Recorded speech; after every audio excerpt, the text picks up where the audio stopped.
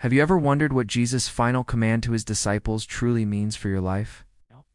Not in a vague or confusing way, but something clear, direct, or purposeful. Jesus gave us that clarity in Matthew 28-19. He said, "Go therefore and make disciples of all nations, baptizing them in the name of the Father, and of the Son, and of the Holy Spirit." This isn't just a suggestion.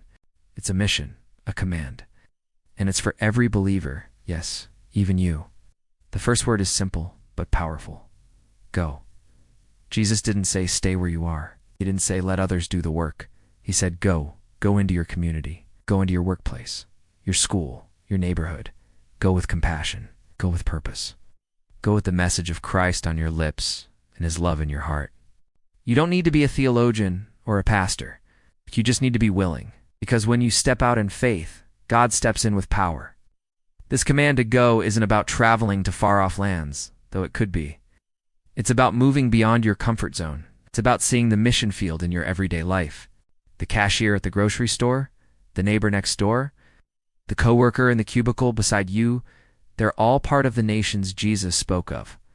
Going means being intentional. It means opening your eyes to the opportunities God places before you each day.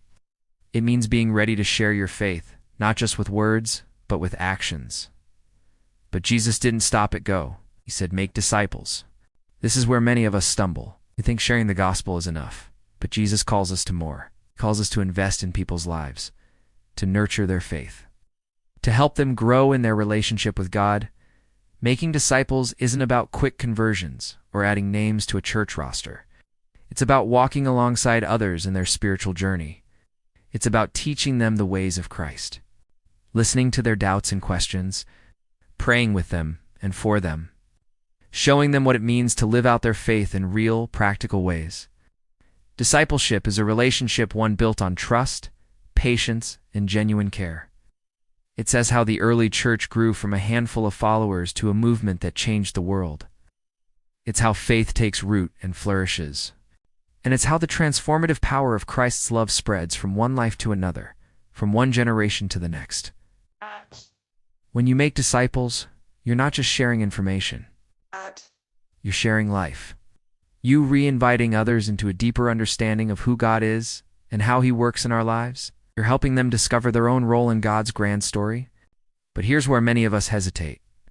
We don't feel qualified. We look at our own lives, our own struggles, our own doubts, and we think, who am I to disciple someone else? Here's the beautiful truth. You're already chosen for this mission. Yes, you. With all your flaws and imperfections, with all your questions and uncertainties, God has called you to this task. He doesn't call the qualified. He qualifies the called. Your struggles don't disqualify you. They equip you. They give you empathy, understanding, and authenticity in your interactions with others. Your journey, with all its ups and downs, becomes a testimony to God's grace and faithfulness. Remember, the disciples Jesus first gave this command to weren't perfect. They were ordinary people, fishermen, tax collectors, everyday folks like you and me. But they were willing to go, willing to learn, willing to share what they had experienced with others. And through their obedience, lives were changed, communities were transformed, and the message of Christ spread across the world. The same power that worked through them is available to you today. The same Holy Spirit that guided them guides you. The same God who equipped them equips you.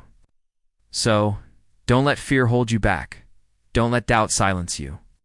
Don't let your perceived inadequacies keep you from fulfilling the mission Christ has given you. Step out in faith. Go where God leads you. Make disciples in the everyday moments of life. Share the love of Christ in word and deed.